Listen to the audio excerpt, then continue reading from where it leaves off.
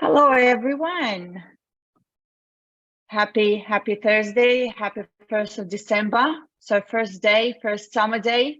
And finally, I don't know where everybody's located, but I'm in Melbourne currently. And finally, we can start seeing some sun and good weather.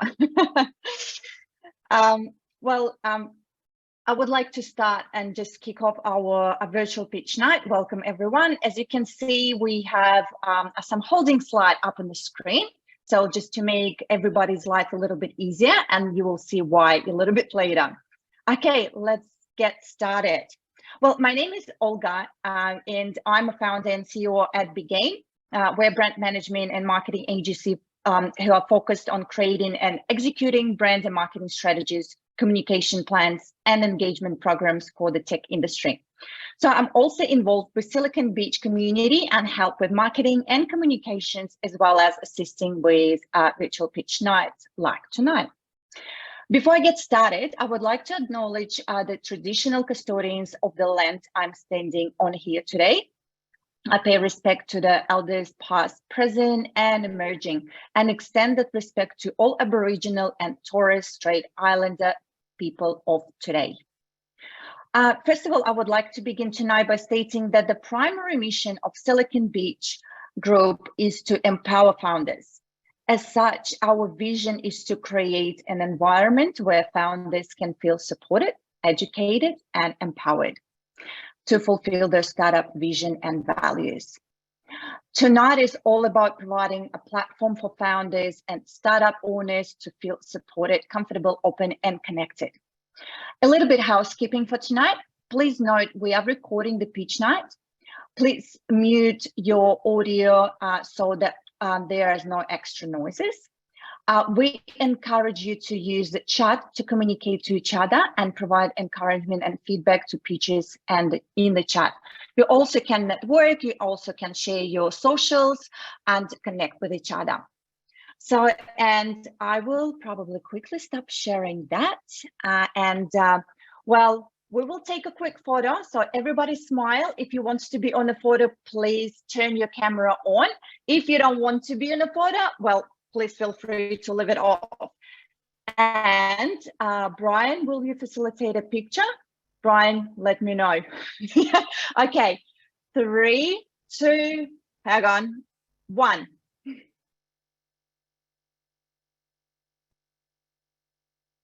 Awesome, perfect.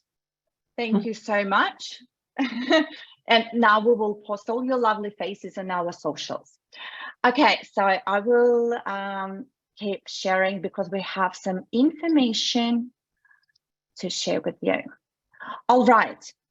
So before I introduce the judges and prizes up for grabs tonight, I would like to take a quick moment to acknowledge our community sponsors and partners that support the Silicon Beach community. Well, you can see all our amazing supporters up on the screen. Please feel free to use the QR code to learn more about partners and community sponsors and how they can help. So use your phone, scan the QR code, and you will be directed to our pages. I would also like to thank our sponsors for the upcoming live pitch nights, University of Melbourne and Melbourne Connect. Thank you so much. It's not the first live pitch night that Melbourne Connect and University of Melbourne support. It's beautiful. We're so happy about that. And I also want to mention a couple of events, upcoming events.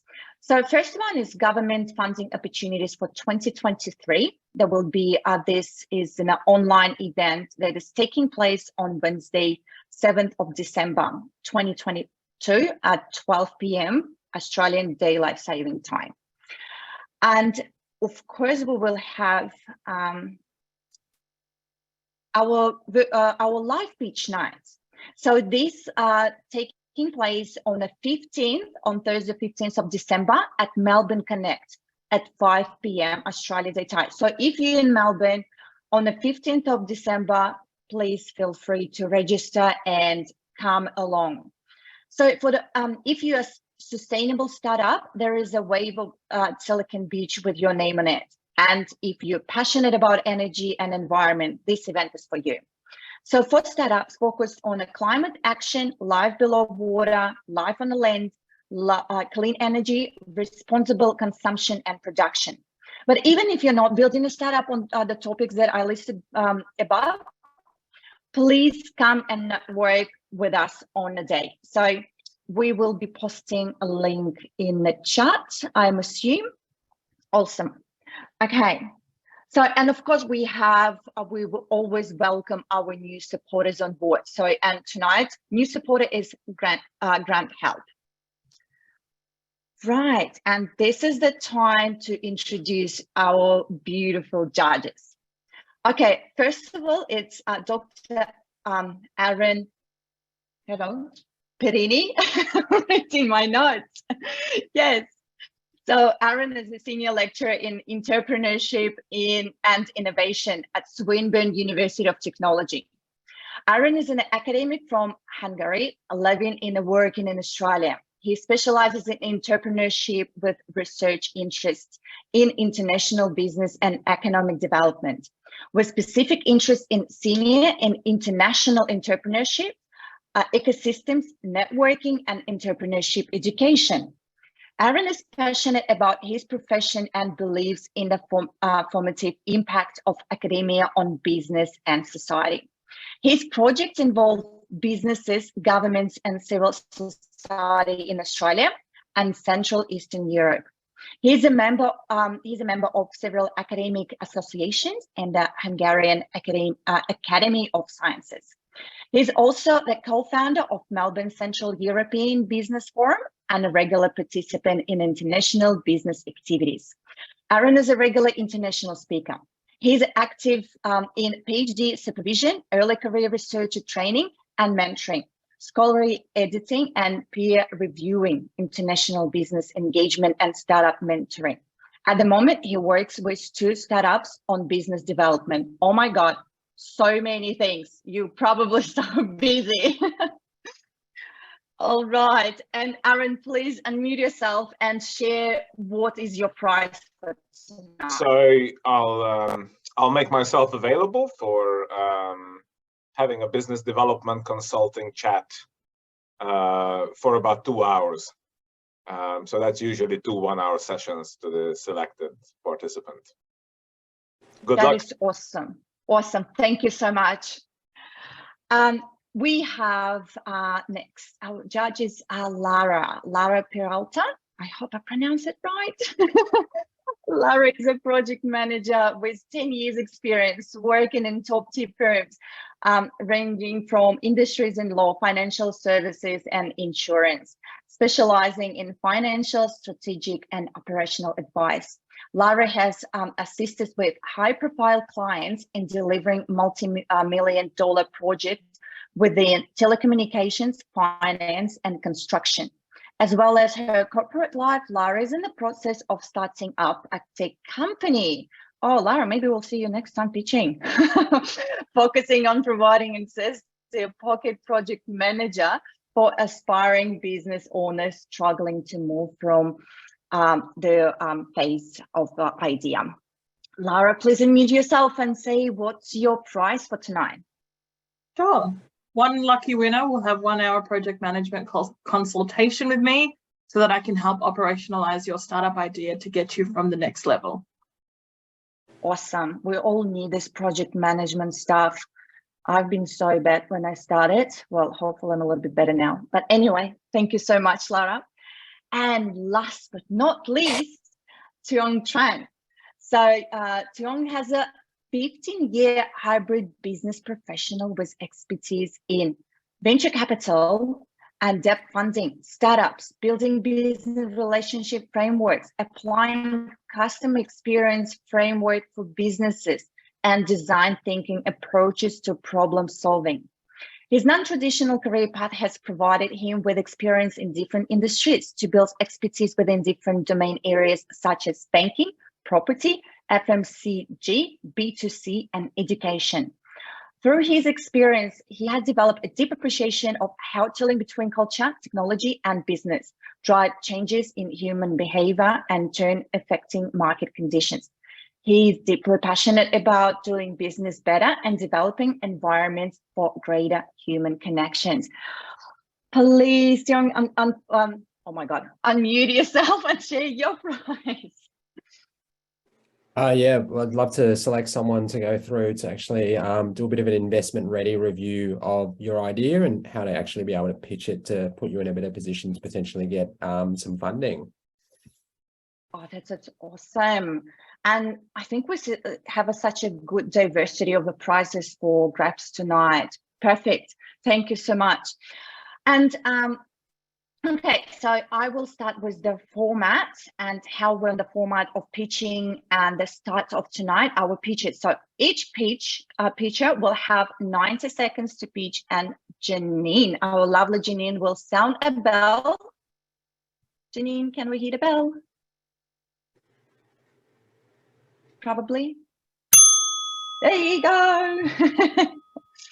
So you will hit a bell. I'll let you know when you have hit the 90 seconds mark and to win your pitch up. So we will get the chance to, you will get a chance to add anything else in the feedback time after your pitch.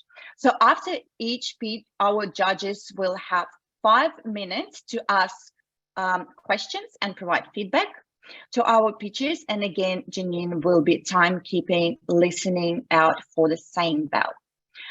After the registered pitches have concluded, and if we have time, I may open the floor to impromptu pitches. So please notify us of your name and your business name via direct message in the chat.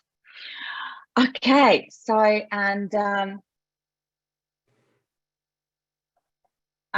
now we probably will about to start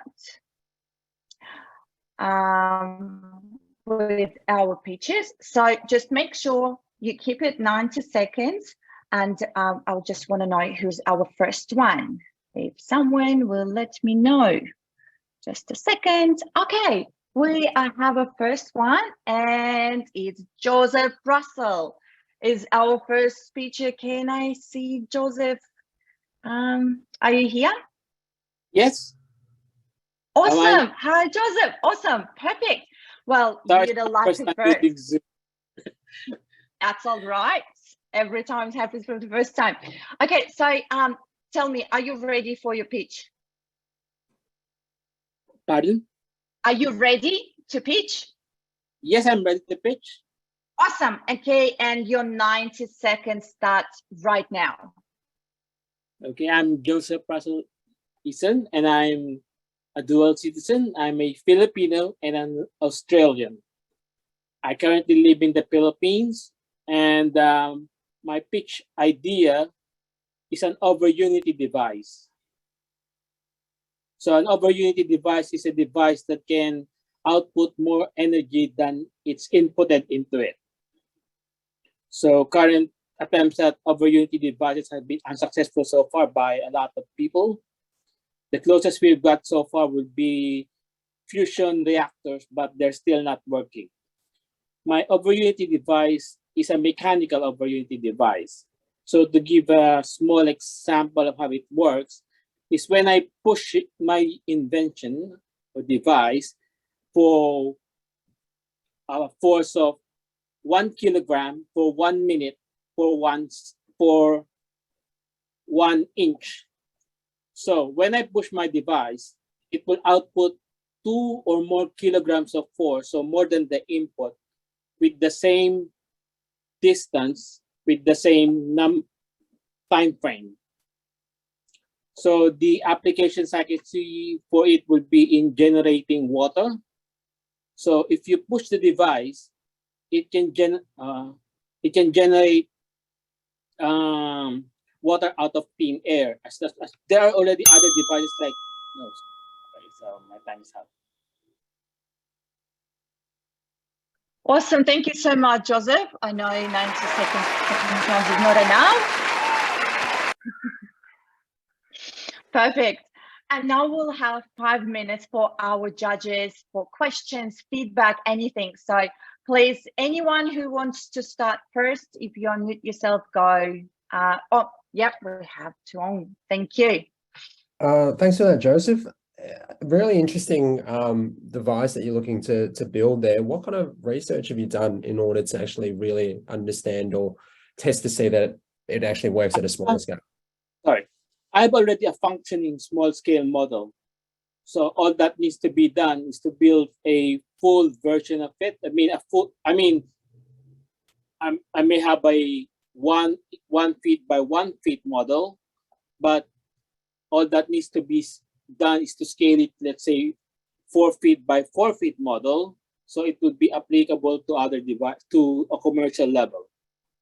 So it's already done. Thank you. And I can also prove it. It's not an idea, it's already proven. So basically, I'm just pitching for contacts and investors at the moment. Because as you can see, I'm in the Philippines and I want to base my business in Australia. So patenting, manufacturing, everything will be in Australia. That's what I intend to plan. Awesome. Thank you so much. And I think Lara is just unmuted. Yeah, go Lara. Sure. My question is also around the research. So in terms of your competitors, have you identified if you have any existing, and if you do, what is your unique value proposition to obviously compete? Okay, the thing is, I can make producing water out of thin air very cheap. Of course, cheaper than all I have so far, all the countries I've reached before. So it can be used by the general water utility, and I can still produce much cheaper water. And can I extend a bit more? It can also generate electricity, because as I have said, if a smaller generator, if a smaller device, motor is attached to my device, it can push a bigger motor which can generate more electricity. So actually, as I have told you, it's a mechanical device. It's not that's something that requires chemistry. It's purely mechanical. And I can prove it because I have a working model. Awesome. Thank you so much. And we'll see Aaron, yes, is ready to provide his feedback or ask questions. So, how do you plan on protecting the intellectual property? And is it easy to copy once someone has a working prototype? The thing is, I plan to patent it in Australia, the thing is, the device is mechanical. So as you can see, everybody can. A lot of inventions can be duplicated. So I will be patenting it in Australia and probably in the US, but I will need patenting help or funding from investors if I want to take it internationally beyond Australia and the US. Thank you. Any more questions? I think we're done. Thank you so much, Joseph. And now you can sit back and relax, and thank you for pitching first. Okay, and our next speaker, thank you. And our next speaker is Zaher Mukha, hello, from Safee. Hi, how are you? Very good, thank you. Awesome. Okay, so are you ready? Because your 90 seconds are starting now. Yeah, let's go. Hi, everyone. My name is Zaya, and I'm here today to let you know that you will not get your online shopping delivered in 2030. This is because Australia will witness a shortage of 132,000 truck drivers who leave the industry because they die on the job or quit before they do. Over-regulation, more than any other reason, forces drivers out or prevents them in the industry. And there where Safee comes, a powerful safety compliance platform that puts compliance at the right level without hindering business operations. We launched our first product, the Safee app, that makes drivers master their fatigue management records, and users are jumping in nicely on a weekly basis. Our target customer is owner drivers who make 70% of the Australian truck driving force. And the expansion into first world countries is possible due to the majority of owner drivers as well there. We are a two-man startup. We're looking for late co-founders, expressions of interest, as well as raising investment funds in 2023. Thank you.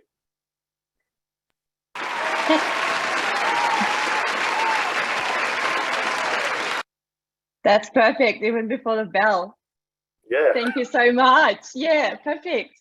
No, Short and sweet. And yeah, so who is gonna ask question first? Who wants to go first? Oh, Tuong. Thank you. I'll go. Thanks for that, Zaher.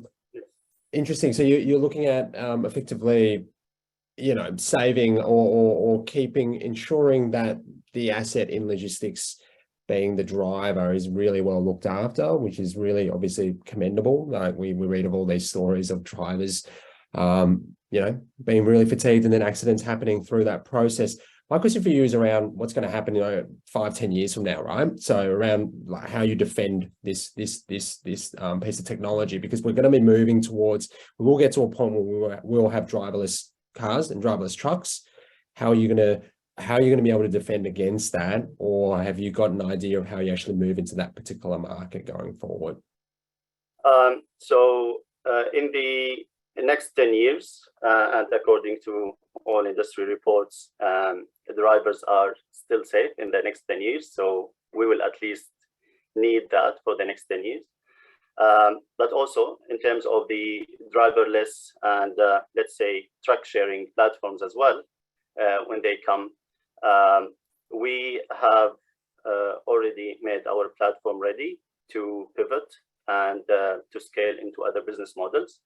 And we have the software engineering experience and the supply chain and logistics experience in order to do that. So we've got ideas to expand or pivot beyond the safety realm if need be, or if we find an opportunity that we can capitalize on very quickly.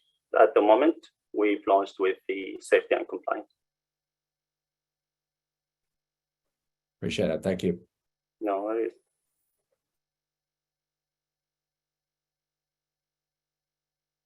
Lara?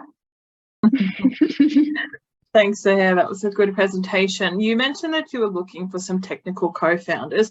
I'm always really interested in getting an understanding of, you know, your people's existing teams and how, you know, their joint experiences help to execute a business idea. Could you talk me through, you know, what the experience of both you and your co-founder have at the moment to help you assist in your business?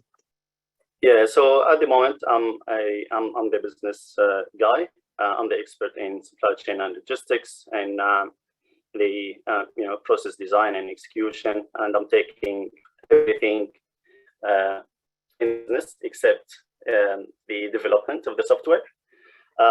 My co-founder is a technology bomb, so we together, but more he than myself. We've built, first of all, a framework that is expandable and can pivot at any time, just to account for any risks. At the moment, we have a platform that could cost easy $3 million. It's been developed and in a spend of less than $10,000.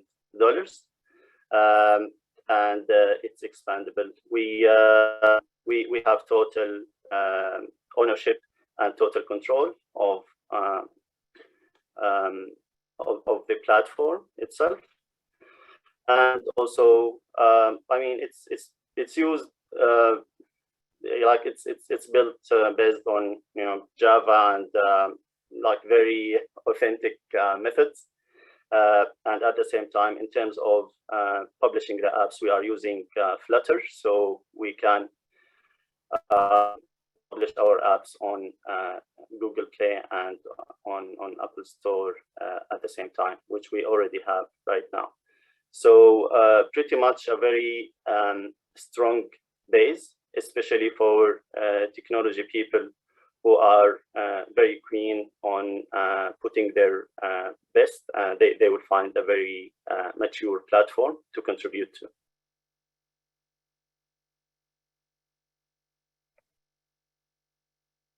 Thank you. And Aaron? Yep. So here's a hard question for you. Who are your competitors and what makes you better than them?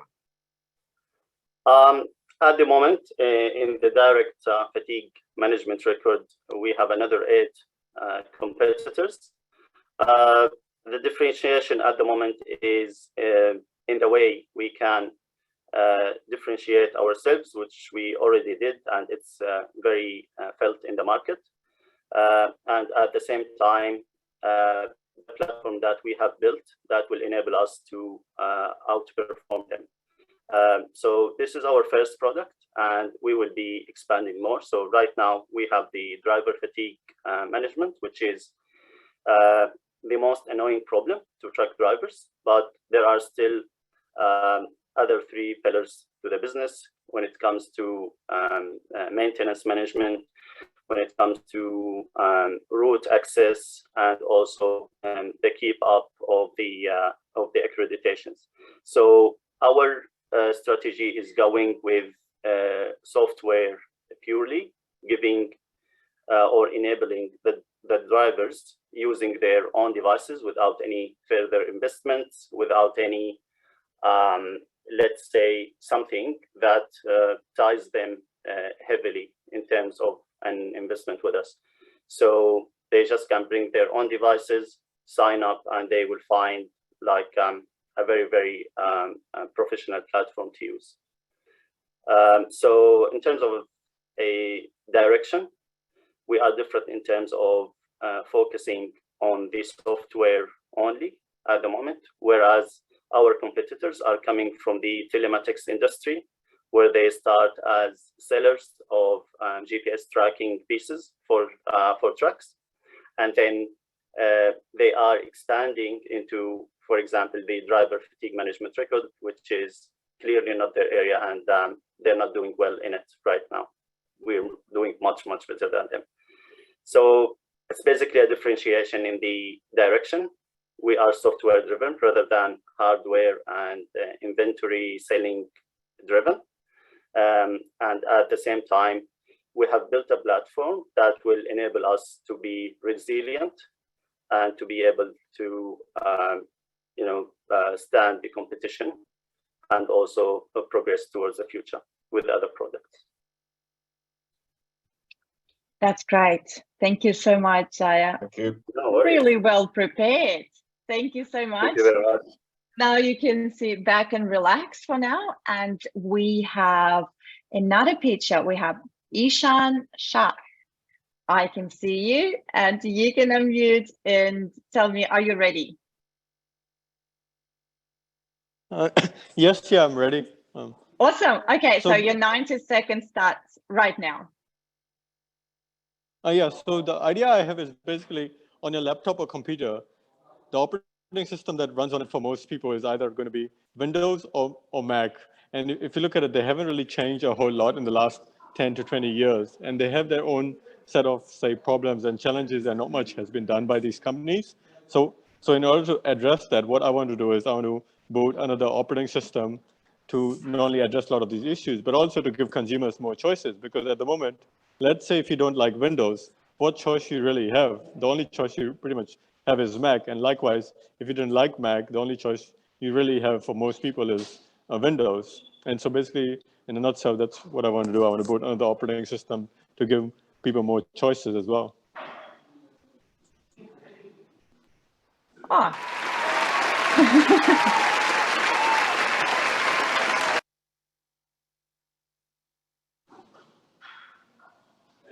I just mute myself. Okay, that's fine. So thank you so much.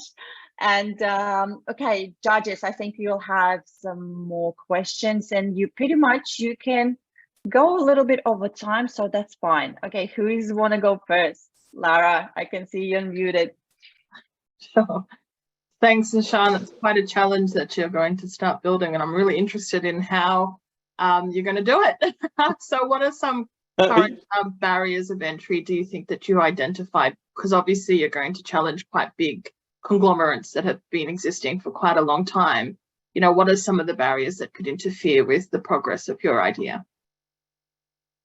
Well, I mean, the thing is, when you're trying to build something like an operating system, right? The main thing is it's a huge undertaking. It's not like a small feat, and hence why I would say there hasn't really been much competition in the space. Because even if you look at for example, your smartphone, it's pretty much either you go with an iPhone or an iOS, or if not, the only other choice is Android. And yes, there have been companies, for example, even Microsoft tried building their mobile device, but it just didn't work out for them. And so it's just, I suppose you requires a huge resources and also possibly doing something that differentiates from what's out there. And also you need to really commit to it, because if you're doing it, but just because either you're trying to just make money or maybe doing it because and that's what I thought even when Microsoft did Windows Mobile, I felt like they didn't really fully commit to making it a lot better than what Android or iOS already existed in the market. Thank you. That was very interesting. Welcome. So is there Who's going to next? Oh, yeah. So I'm gonna geek out here a little. What about Linux? Any distribution of Linux, which seems to occupy a third of the personal computer users market and about half of the server market. Yeah, well, Linux is out there, but often what I've noticed is people who tend to use Linux are mostly going to be kind of like generally geeks or technical people, right? People who work, say, in IT industry or developers, and often it can be very technical for average user, like maybe people who say who might be studying at college or university, or maybe people who are not very technical. It could be, for example, maybe your grandparents, for example, for them, it could be just too complicated to use Linux. Well, okay, let me rephrase the question then. What about open source? Yeah, well, that's what Linux is, right? It's an open source Linux distribution, but all these Linux distributions that are out there, from what I would say is, first of all, there hasn't really been much kind of like in the same way Microsoft and Apple has been marketing these devices, their operating system, but also it's very hard to get. For example, you can't really just go to a computer store like JB Hi-Fi here in Australia and get a laptop or a computer with Linux on it, which is why generally most people don't tend to use Linux as well, because it's not, unless you are in this domain, you might not even know Linux exists. Okay, thank you very much, Ishan. Welcome, Aaron. I'll be very quick because I know Warwick's got a question as well. This one's generated a couple of questions from the audience. Obviously, I think we've all recognized it's a huge it's a huge market that you're going after, but obviously a huge barriers to entrance to actually enter that market as well. If you were actually going to go and solve this problem right now, what will be your first couple of steps that you do to actually go and do that?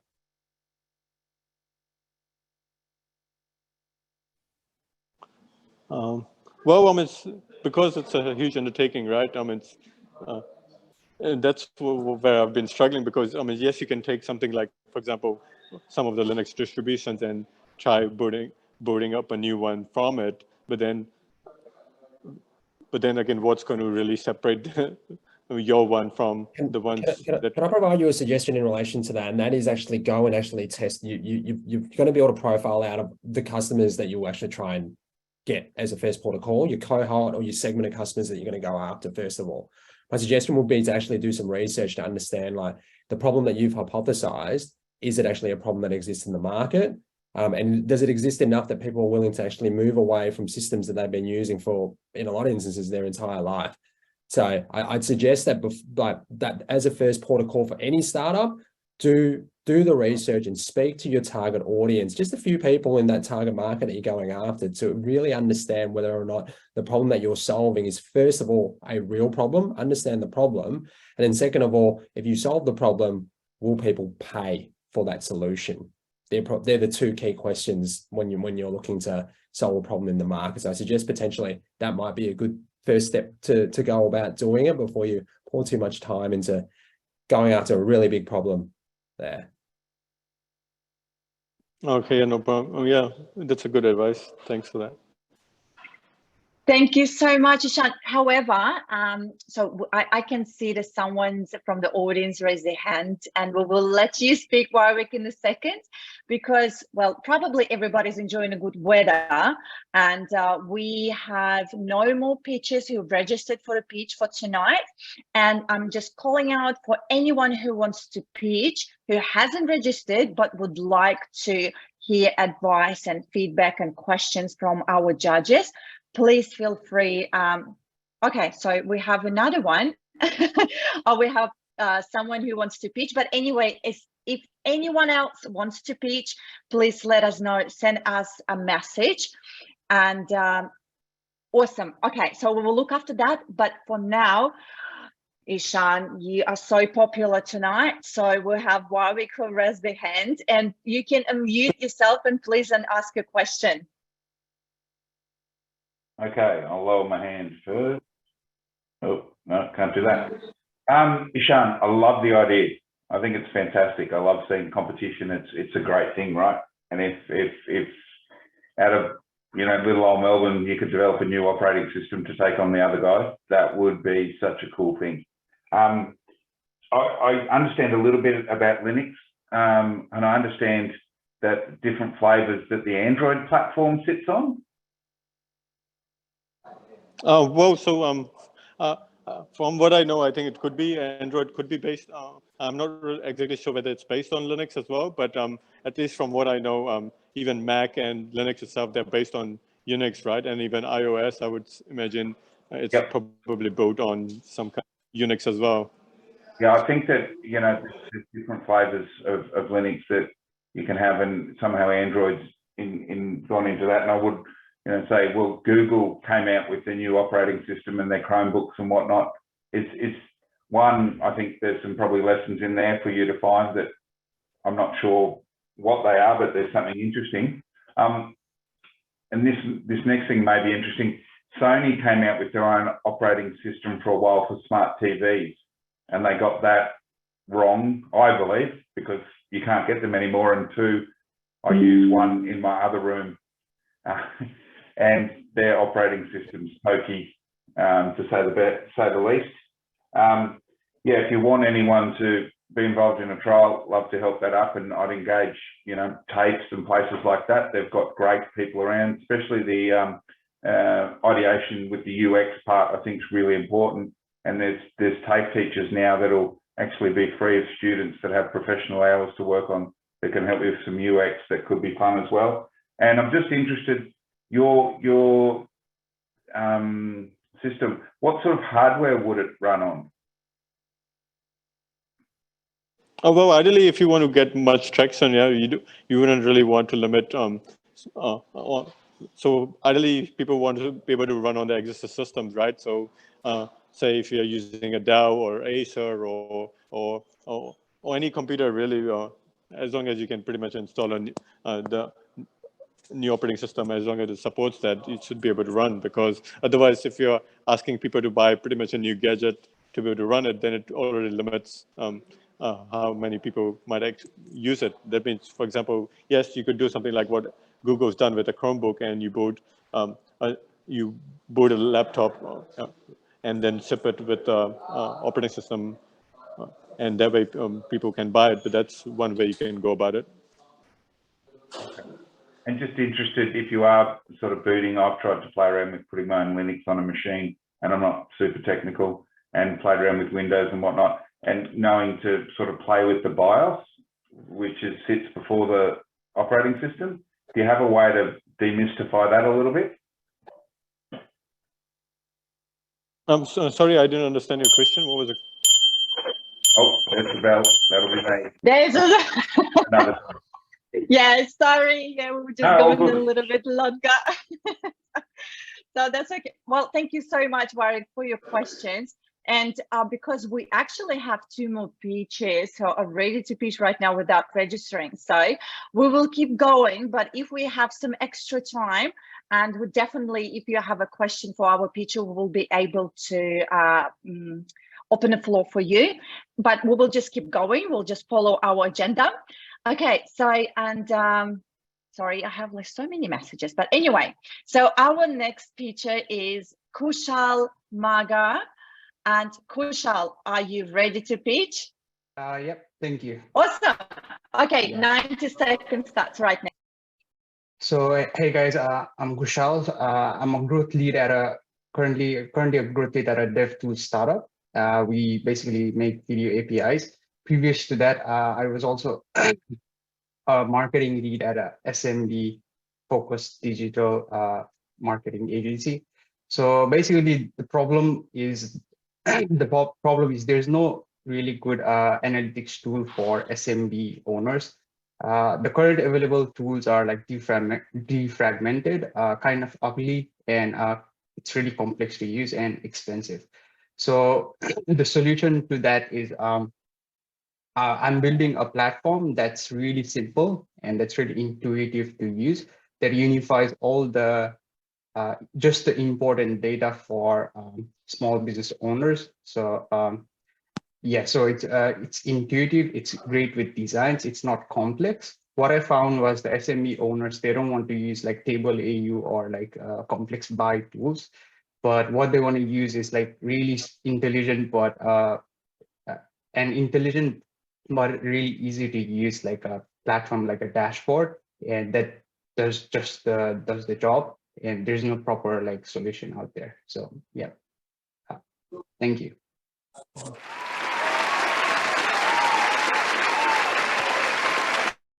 Oh, short and sweet, everyone. Who's want to go first? Anyone? Aaron. That's all right. So, I think it's a really good thing that you identified, that need for small business owners and managers to make better decisions and use data to inform them to make those better decisions.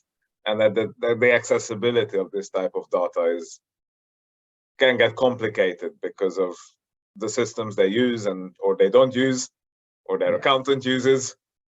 So have you given some consideration as to who might be your competitor in the market? Actually, yes, I've done the research. So like most of them are sort of tailored towards like medium to higher, like enterprise level customers. Let's say like Table AU, or like there's Looker. There's just one platform that I found that's based in Europe, which is like closely related to what like or like tailored towards like actual small business owners. But yeah, they haven't really grown that significantly. So I think there is some huge opportunity there. Good.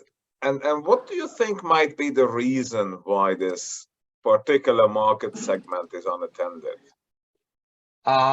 Because like how I think, because I also work with marketing data a lot. So what I think is like basically the engineers, or like the geek, or whoever like develops these products, like they think that users want, or like these small business owners want to go deep into the data, but actually it's the opposite. So these guys are like not so technically savvy people, and they just want a simple tool that does the job, and that's really sort of like automated as well. So, yeah. Thanks very much, Kushal. Thank you.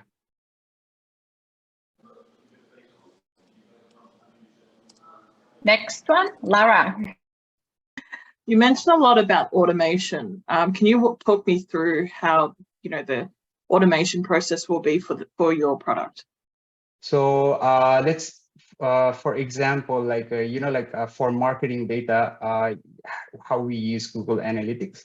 First thing is like the setup is like really sort of although it's easy for, like technical people, semi-technical people, but it's still hard.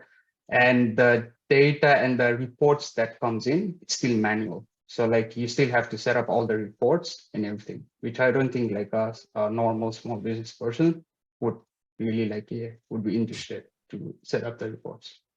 So about like the automation side, like basically, automating the intelligence part through data, just like a simple report, but that's automated. That's automatically generated for the users. Thank you. Thank you. Thanks, Kushal. I'm formerly a small business owner, and I would have loved to have some of this tool at my fingertips, because I'm also not I'm not necessarily a technical person either. So even Google Analytics, I had to actually spend a lot of time to actually learn to understand that, coming from a non-technical background.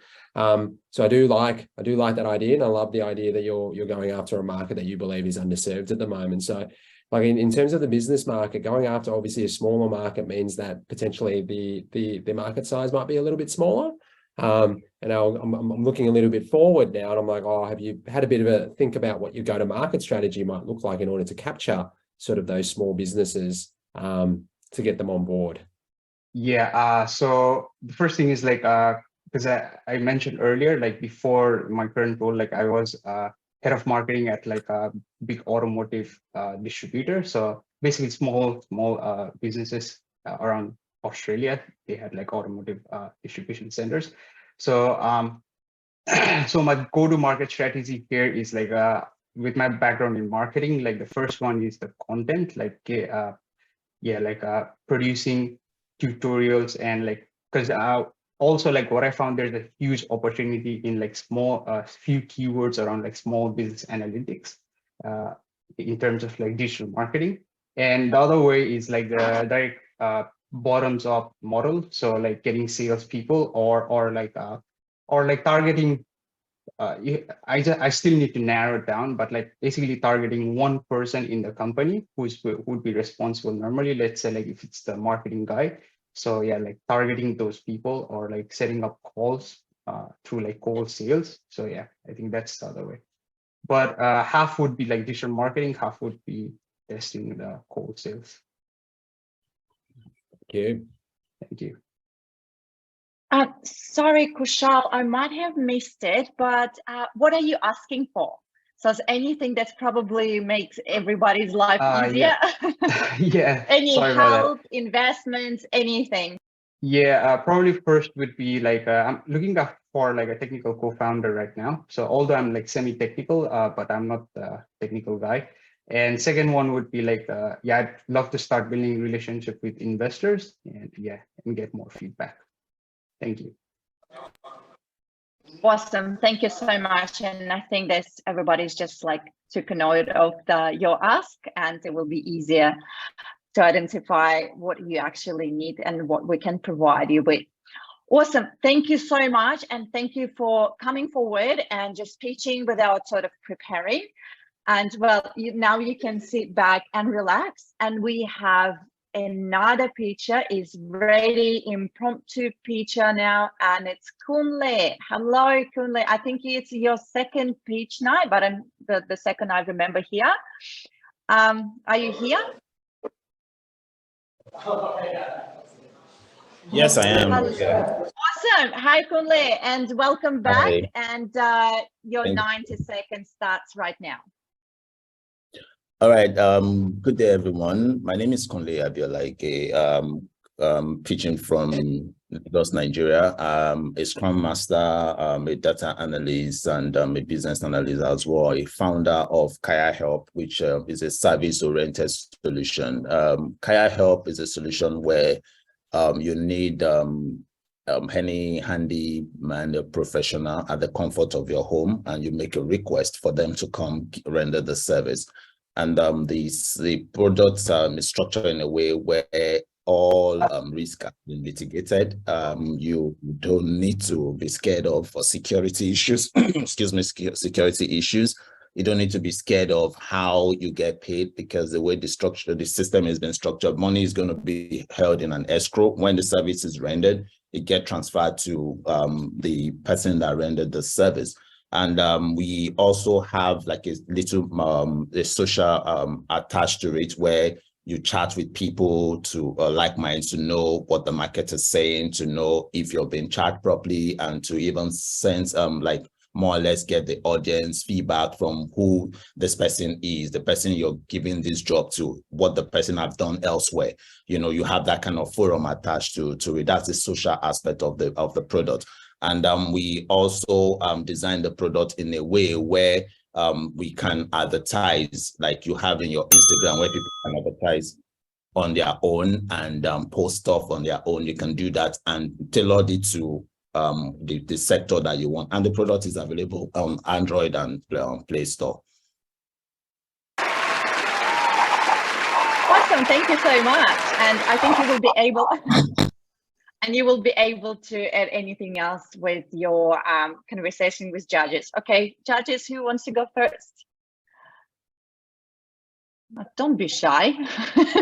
Everybody's just thinking about the question. Lara.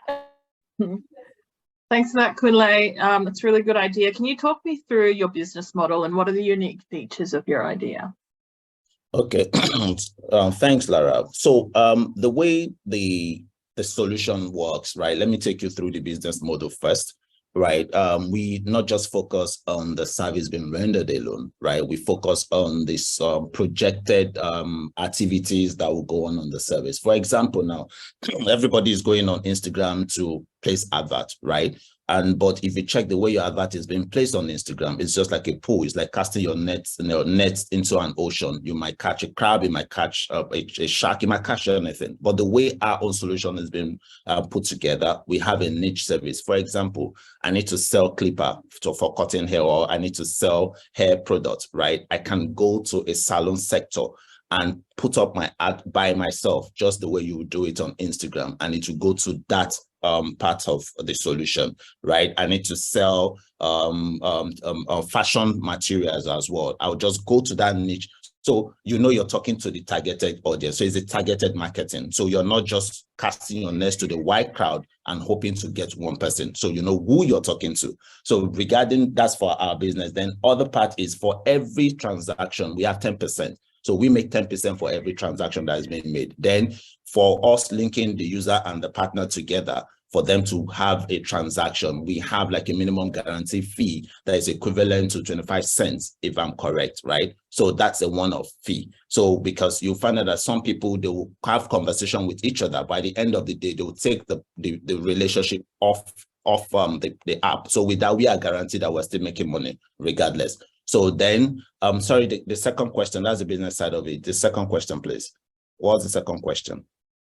What are the unique features of your idea? But okay. I think you've already talked to it. Right. Thank you. Awesome, thank you. And yeah, we'll go for the next one. Yeah, thanks, Kunle. Oh, there was Tuong. Well, yeah, sorry. I think Aaron and I, we're right in sync today. Kunle, can you just repeat, are you based in Australia or you're based overseas? I missed that at the start there. I'm based in Lagos, Nigeria. So what we're looking at is we could see the knowledge gap and also the product gap in Africa at large. And I could say as well in the United Kingdom and America, because we've done the survey in those areas too. So what we're trying to do is how to, okay, I didn't mention that in my presentation. So what we're trying to do is we're trying to get someone that will come on board as an advisory in expanding the product, and also in like a tutelage in a way for us to get funding and expand. So that person comes in that capacity to, you know, because we are more of like a techie and the business people, we don't know how this money is being raised and how you get angel investors and how you expand. So we're looking for experts that will come on our board, you know, to act in that capacity for us. Yeah, okay. So my question for you is, we have an app in Australia very similar, and you might want to do a bit of research into it to see how they built out, and they're called Airtasker. So it's effectively handy person jobs. Is you need a shelf put together. You need someone to come over and mow your lawn. It's effectively a marketplace similar to what you're building there. So you might want to have a look at them in terms of like to find some inspiration and also find out about their story, how they built it out. But like I've just alluded to, you are building out a marketplace, and the hardest thing about a marketplace is how do you bring people on at the right time, both supply and demand side, because that is always going to be the hardest thing, right? So in terms of what you're doing at the moment, like which side of the market are you bringing on first, and how are you incentivizing them to do that? And what's your sort of rationale behind that, like in terms of your thesis around that, your particular offering? Okay, so what we've done is currently, like what you rightly mentioned, right? There are a lot of people in the market that are doing similar product, right? But I don't want to start selling the uniqueness of our own product because we know we're different, right? But let me just put that at the back burner. So the question here is, which one are we pushing forward? We found out that, look, you can't sell all the services available, right? So because you're just going to stretch yourself too thin. So what we've done is we've picked each service at a particular time to push. For example, this period, what we're pushing is errand services because we're closest to Christmas. A lot of people want to do shopping. They don't have time to do shopping. They have a whole lot of stuff they're working on. So what we've pushed is, you know what, at the comfort of your office, your home, while you're busy doing all of those, yada, yada, yada, you just make a request, someone will come, and the person will help you to do those shopping for you at the comfort of your home. So we're doing strategic positioning of onboarding. So what we've done is, instead of you going to the market to do all of those jobs, you get someone that will do it. Now, the people that are already doing the job that we're onboarding, so we're telling them that, look, we have a space that when you come on board, for every transaction that you make, instead of the first set of people that are coming on board on it, right, we're not going to charge you, right? Whatever you make it for free. And for every one person you bring, right, you get, there's a flat fee that we've tagged it, which is in dollars is about let's say $1. So for every person you bring on board, you get $1, right, for rendering that service. So it's like, oh, if I bring 10 people, that means I'm getting $10. If I bring 100 people, that means I'm getting $100. So that is for us to be able to scale, because this period we know all we need is to get a lot of people on board the product, right, before we start talking about profits. So that's the system we've been buying. Awesome. Thank you so much. And Tuong, thank you so much for your question. And I'm just trying to be mindful about time. Can we just shoot a next one? Sorry, Aaron, for like 1 minute. I'll be very quick. So yes. Do you have a product we could try?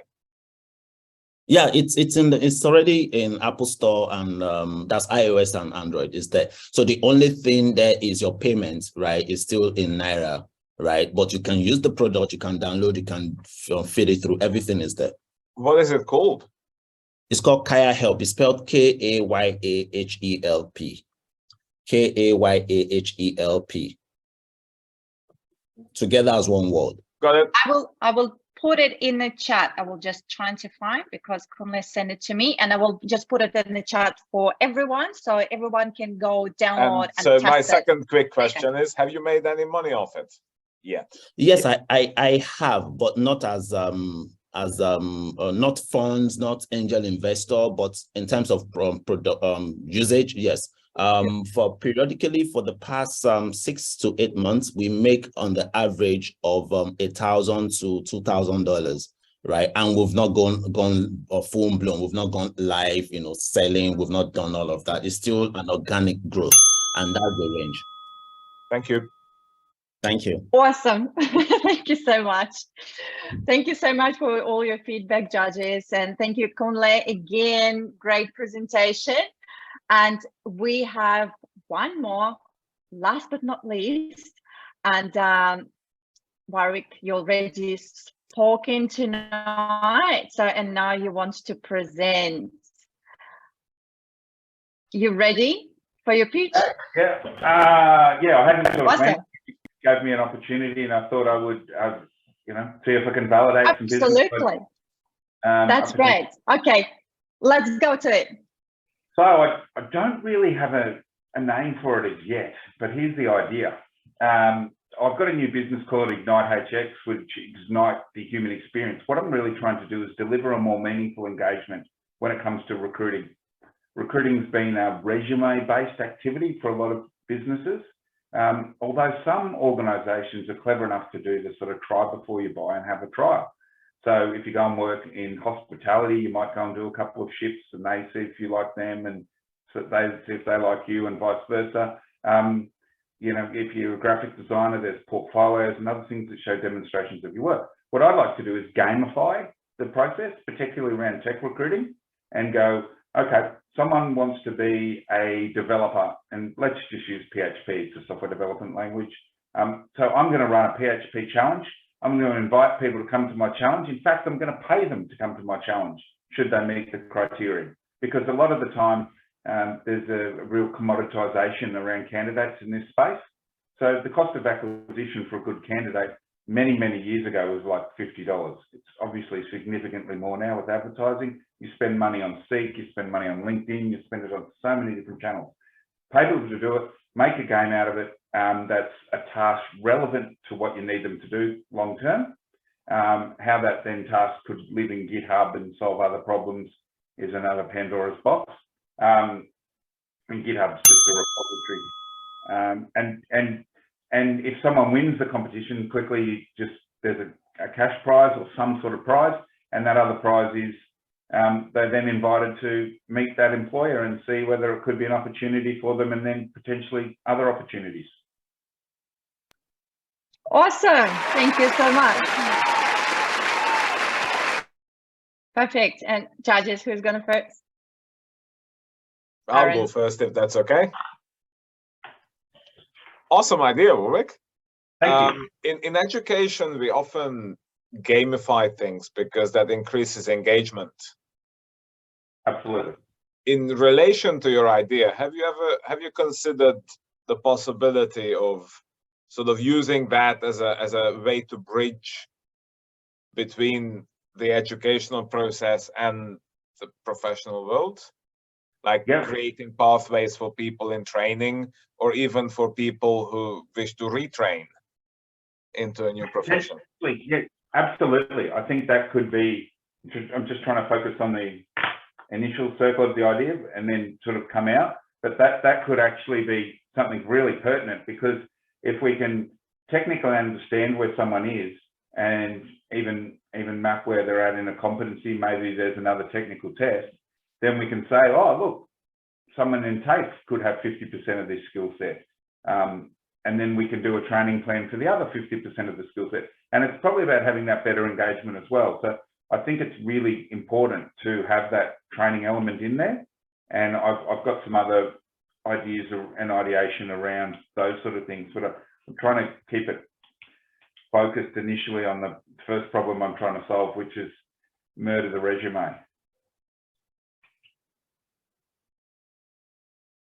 Thank you. In a non-violent way.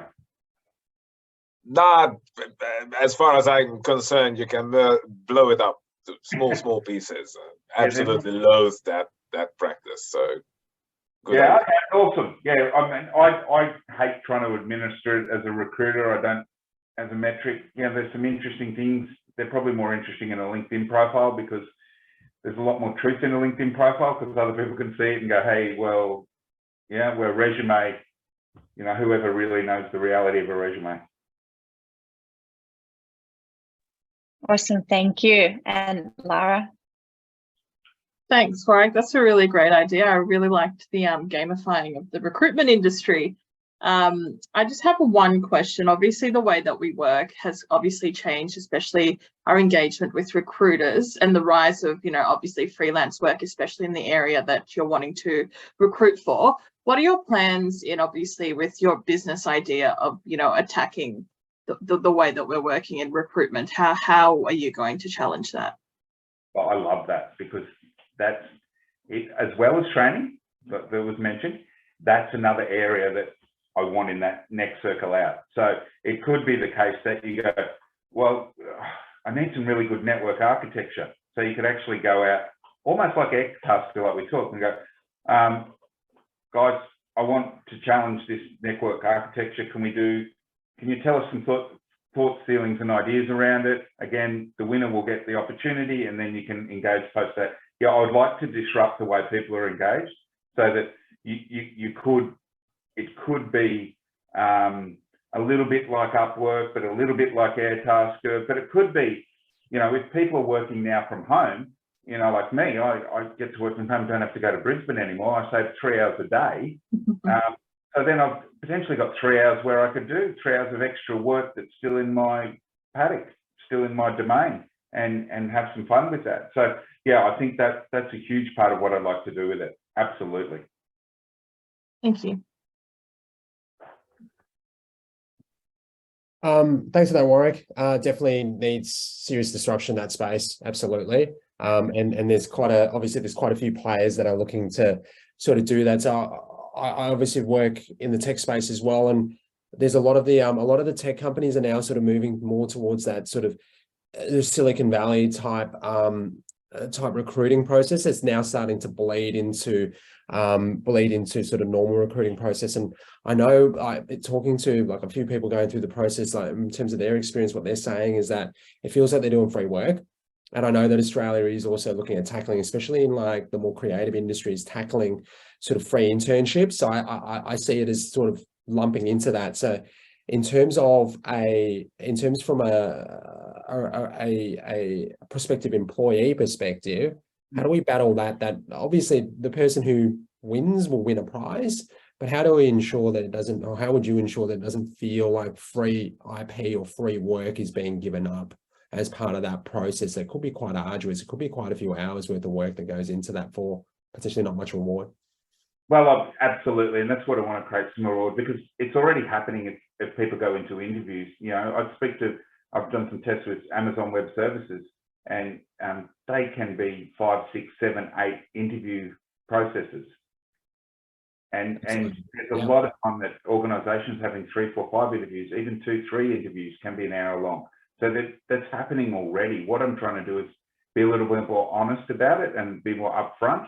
And, you know, maybe we do have to go, well, the task is only a small portion of it. We still have to do all those other work. I'm trying to, and that's going to be my big challenge, right? Exactly what you said. I'm trying to remove it from being an arduous and annoying project and process. I'm trying to go, well, hold on, there's got to be some value to the individual. They're actually spending some time. It's just to show you it's probably, you know, step 1 in onboarding, but we value you. You know, we value your time. Even if we're just giving you something token initially, we're actually giving you something to be part of us, rather than saying it's all about us, it's all about us, jump through our hoops, jump tall, jump high, jump low. And organizations still do that. So yeah, you're actually at the real nexus of, at the real crossroads of how to make it work right there. Thanks for that, Warwick. That's where I've gone out to, it's one of the pre-things I did to sort of validate this. I've been out and chatted to about 30 close friends in the tech industry that also potentially clients or candidates. And yeah, it's a moving blob of activity. Actually harnessing the requirements for this is now another challenging aspect. Awesome. I love the fact that you're doing that sort of that research with the affected parties. That's a really, really, really smart way of going about doing it. Oh, I think, and look, to credit, it was at a meeting I had from Silicon Beach ages ago, where I was lucky enough to meet a UX person and chat about UX. And I'd say to anyone else that's doing ideation, get UX people involved and get them involved early, get them workshopping. You know, the market will probably shape more of the product than you will, from my understanding, because the market will tell you what they need. And it's great to have an idea, but if no one else wants it, it's just an idea, not a product. Absolutely. So I learned that through Silicon Beach. It was a fantastic learning. That's perfect. Promotion. I love it. Thank you so much, Warwick. And just a 2 cents from me, because I work with Web 2 and Web 3. So it's probably Web 3 that's something that you want to consider.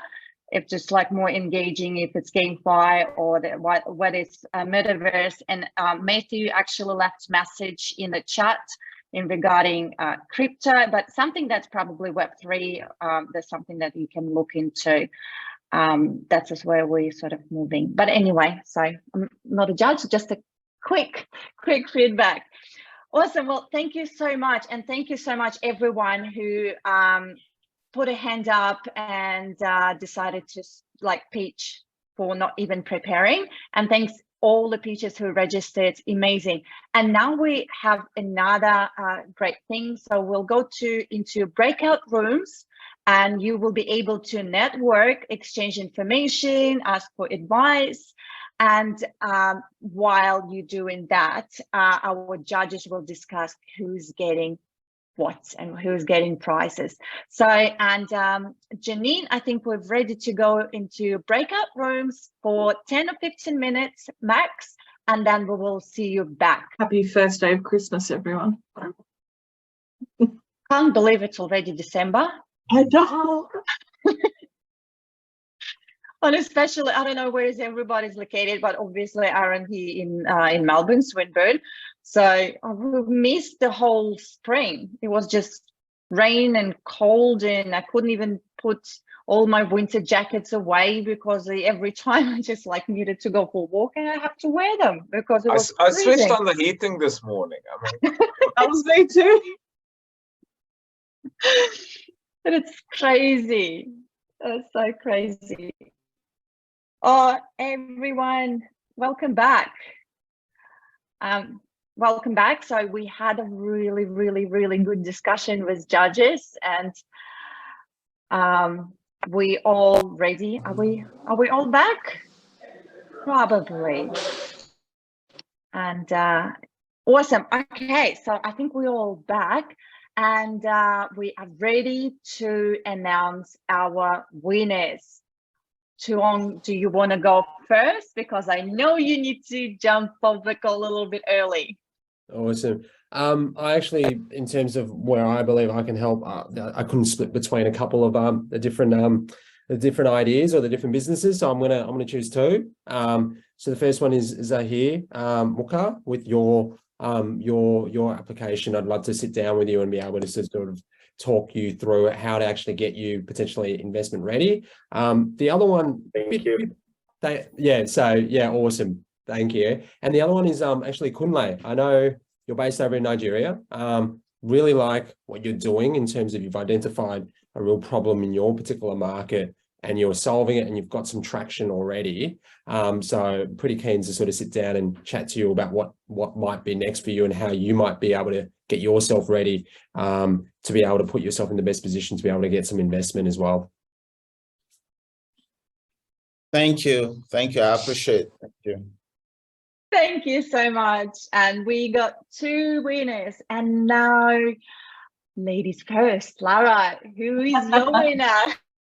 My winner is actually Warwick. So Warwick, I used to be a project manager at Adecco. So I'm not sure if you're familiar, but they're one of the recruitment powerhouses. And I thought you would make good use of trying to, operationalize your business with, trying to compare it with Adecco, because, I think it's about time that somebody shakes the boots of existing recruitment process. And I think you've got some legs to your idea, and I want to help you operationalize it.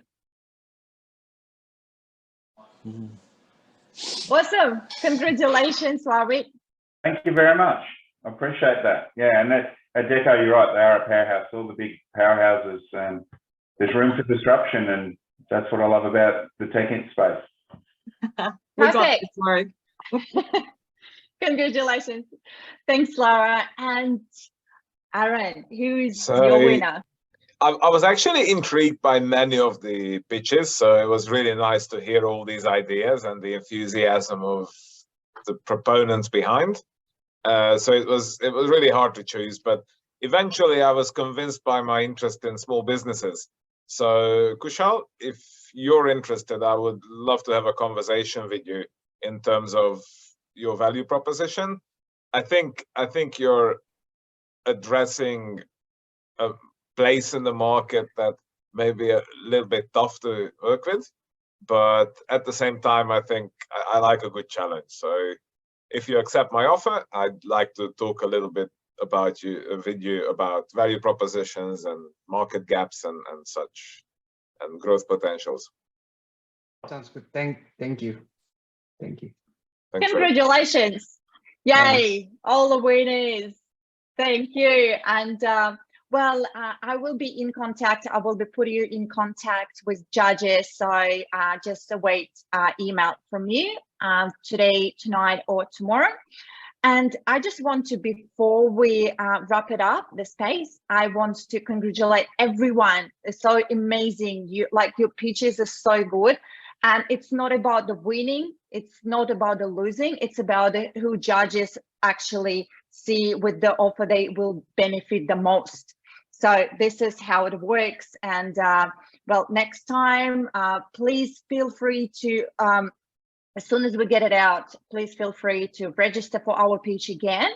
And I just want a quick reminder for everyone who's in Melbourne in December, we are running a live pitch night. For any startups you want to pitch. It's on sustainability, climate, everything that, and we got sponsorship from some government. Well, anyway, so that David knows more details. I'm not really sure, and we're really proud to be sponsored by University of Melbourne and Melbourne Connect. So everyone who is here available, please feel free to join us on the 15th of December, and we'll be at Melbourne Connect. And we will be posting links in the chat so you can register. And pretty much I want to wrap this space up. Congratulate everyone and thank everyone who joined, and we will see you next time. But if I won't see you personally, have amazing holidays.